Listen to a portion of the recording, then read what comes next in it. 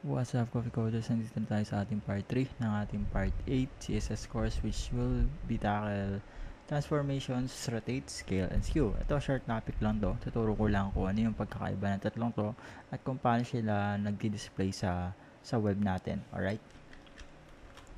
So, start tayo ka rotate. So, rotate rotates an element clockwise or counterclockwise by specified angle. So, syempre, pag tumatanggap ng degree, meron siyang let's say 40, and then yung keyword na DEG or short term for degree. Alright? Si scale resize an element along the x and y axis. So, dito naman, nagpapala siya sa 1 or yung, let's say, short term for 100% or yung equivalent ng isang element na size ng element. So, kung may define ka na 100px, yung scale na 1 is equivalent to 100px. At kapag ka naglagay ka ng 1.5, yung scale will be equivalent to 100 times 1.5 or tama, 1.5%. Okay? Pagdating naman sa skew slants an element along the x and y axis. Ito, binabali niya or ginagawa niya slanted yung element mo depende sa degree or dun sa i-specify mong value. So, let's try this itong tatlo. At the same time, try natin pagsama-samahin lahat sa isang element.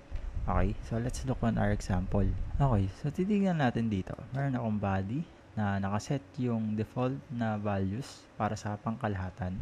Then, meron akong mga boxes. So, sa mga boxes, merong iba't ibang values din and then properties. So, each box has width and height na 150px, ibig sabihin square dahil equal sides, and then display flex, gamit ako ng flex box, tapos border radius, magkakaroon ng 12px. So, sa rotate box, 500, meron siyang background color na blue, and then scale, so sa skew, meron siyang red, tapos sa combined, so pag pinagsama-sama ko to sa example, para malaman natin na pwedeng pagsama-sama yung scale, skew, and then rotate. Okay? So, gaya na banggit ko, sa rotate, gagamit ka rotate function, and then yung value nito is degree basis, no? So, pwedeng 360, pwedeng 0 degrees, depende sa trip mo. Sa scale naman, 1.5, or gaya na nabanggit ko, yung default nito is 150.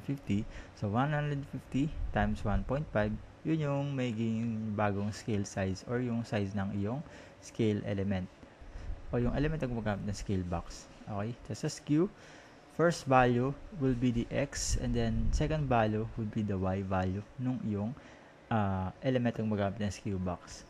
So, yung combined box, pinagsama-sama natin yung tatlo para matignan natin na pwede siyang pagsama-samahin sa isang property as a whole or as combination of values. Alright? So, let's check this one.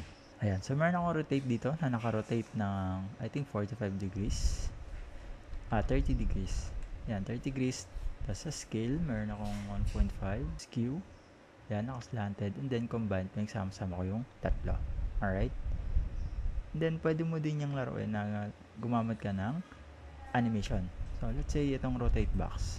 Okay, sa example natin na to, hindi lang siya limited syempre sa static na ginawa nating rotate, scale, skew, and combine. Pwede mo rin yung laruin. So, let's say itong rotate, papaikutin pa natin siya kapag kayo na-hover. So, gawin natin, rotate box. Depende kasi ito sa imagination ninyo as a developer kung paano siya pwedeng ma-explore pa. Okay? So, dito lalagyan ko ng transition, transform, dahil gumagamit tayo ng transform property. Ayan. And then, 2 seconds, linear, is in, and then out. Okay. So, dito sa rotate box, lagyan natin ng hover. Ganyan. Then, paikutin natin sa 360 degrees. Yan. So, check natin to. Fresh. Yan. So, nakita nyo, nagkaroon ng iba't iba, ng isang animation na nagro-rotate siya 360 according to its original or the baseline ng iyong element rotate property or rotate value, which is yung 0 degrees or equivalent to 360. Alright? So, lagyan din natin yung iba. Scale na 1. Ibig sabihin, babalik siya sa dati. Yan. And, lagyan natin ng transition.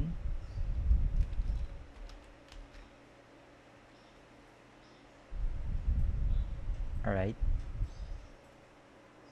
Yan. So, yan yung isang way para laruin yung mga scale skew, tsaka yung rotate. Okay? And then, itong combined, try natin lagyan yung kabuuan ng combined.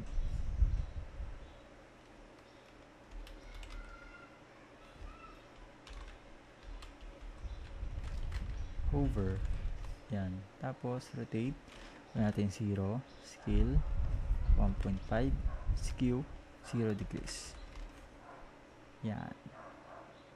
Tapos, lagyan natin ng transition. Alright. So, yun yung sa iba't ibang paggamit with combination of transition and then yung transform values na rotate, skew, and then scale. Okay? I hope na nabuksan ang inyong kamalayan sa pagde-design pagdating sa tatlong to dahil napaka-helpful na to kung gusto mong gumawa ng isang moving element sa iyong website. Alright? So, proceed na tayo sa next one. Let's go.